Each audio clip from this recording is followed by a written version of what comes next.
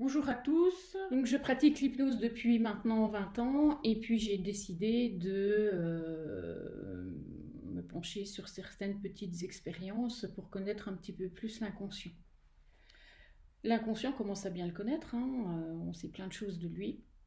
On sait par exemple qu'il a horreur du vide, qu'il est capable de le combler immédiatement, qu'il a horreur qu'on lui donne un ordre, il ne comprend pas la négation.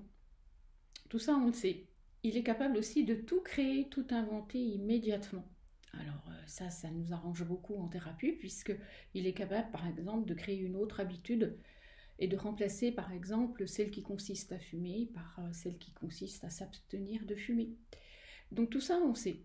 On sait comment il fonctionne, on le connaît.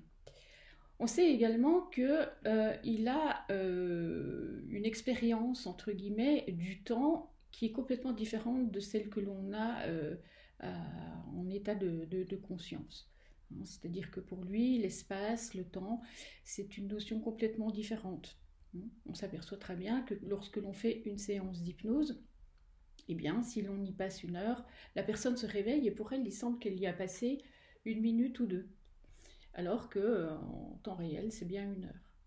Voilà. Donc l'inconscient a une capacité de modifier le temps, et là aussi ce qui nous est très pratique en thérapie par exemple, lorsque l'on veut accélérer le ressenti d'une douleur.